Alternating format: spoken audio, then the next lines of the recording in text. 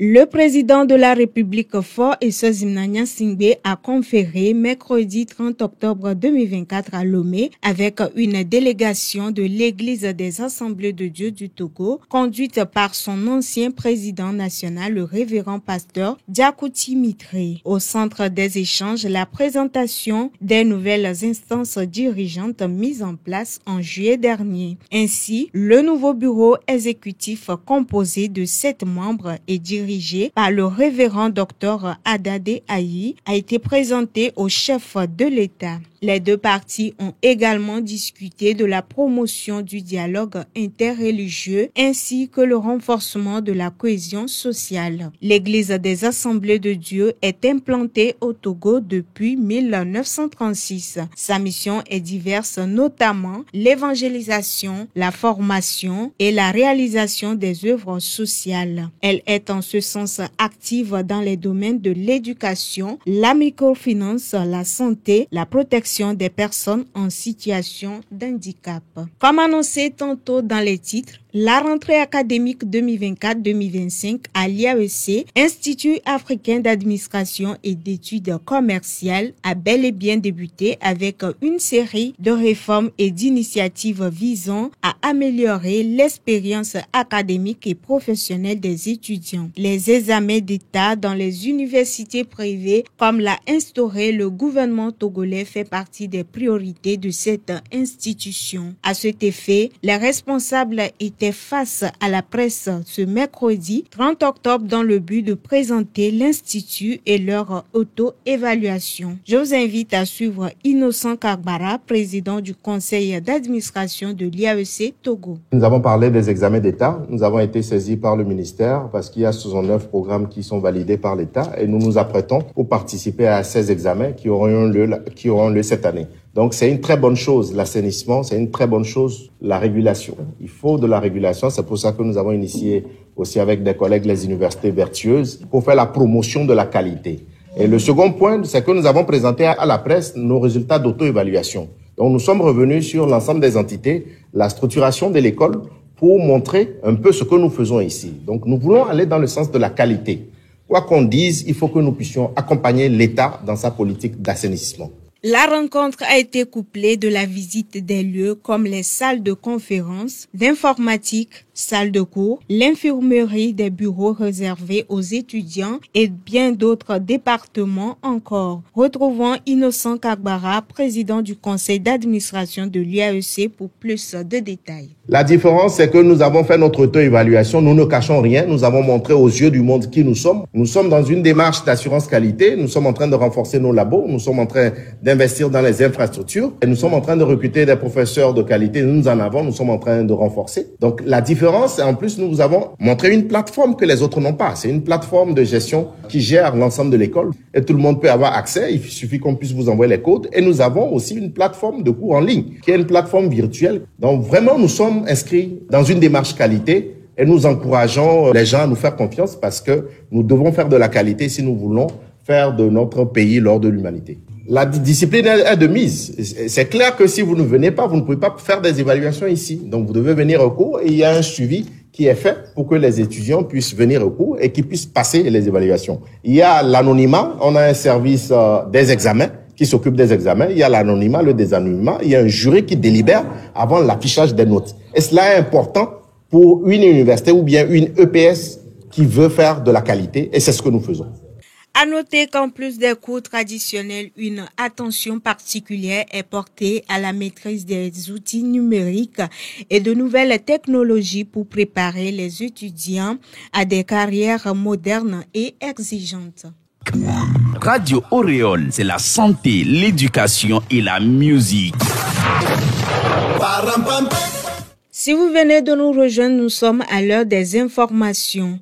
Au Togo, des efforts se multiplient pour mettre fin au fléau de l'extrémisme violent. Les hommes et femmes de médias sont en formation de 2 jours depuis hier à Atakpamé afin d'acquérir des notions pour mieux sensibiliser les populations sur les valeurs de paix et de patriotisme à travers leurs écrits et publications. Écoutons le formateur Noël Tadegnon. Il est important de faire comprendre donc aux hommes de médias que nous avons un rôle capital à jouer dans la sensibilisation des populations pour qu'ils comprennent un peu les enjeux, pour qu'ils comprennent ce qui se passe. Aujourd'hui, dans notre stratégie, il va falloir que nous tous, nous soyons sensibilisés et nous soyons outillés pour gérer tout ce qui est fausse information, tout ce qui est discours de haine et pour nous amener à la cohésion sociale. On va les mettre à l'œuvre et on va, à travers des exercices, essayer de voir un peu un certain nombre de problématiques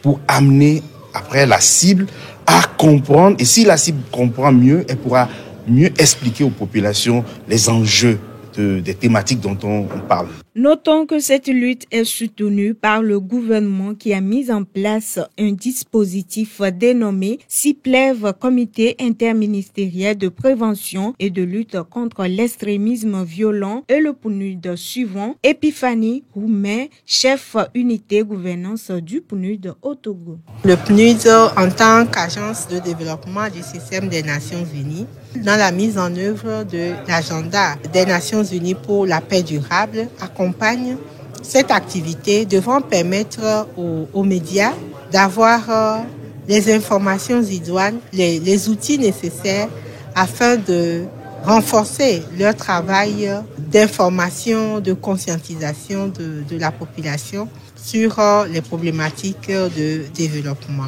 Ce projet est piloté dans 6 pays ouest africains dans le cadre du projet de renforcement de la résilience et de l'engagement des communautés pour prévenir et combattre le phénomène. Cela va permettre aux professionnels des médias d'éviter toute désinformation. Ce dernier sujet pour clore la page nationale des opérateurs économiques et chefs d'entreprise de la région des Plateaux prennent part à un atelier de renforcement des capacités commerciales et de vulgarisation des codes d'investissement et du régime de la zone franche du 29 au 31 octobre à Kpalimé. Le but est de faire connaître à ces opérateurs ces codes en vue de les amener à saisir les opportunités commerciales au sein de la ZLECAf, zone de libre-échange continentale africaine, suivant Kachal Bachassi, directeur du commerce extérieur.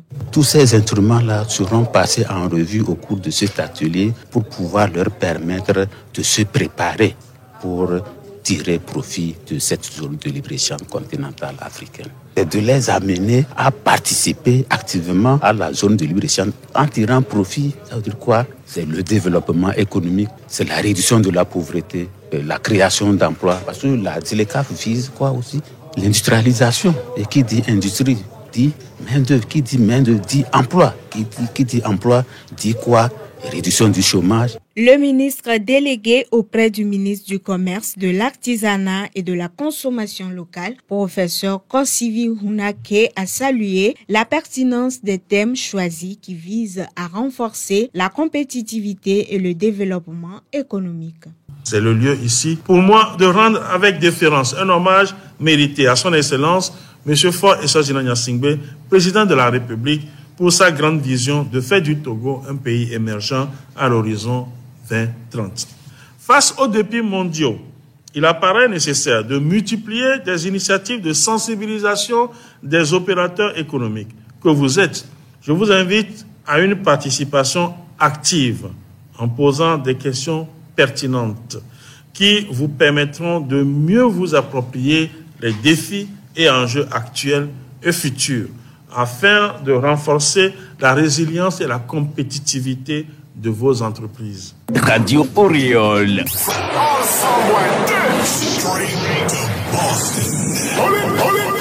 You're now rocking with DJ Ron Ski.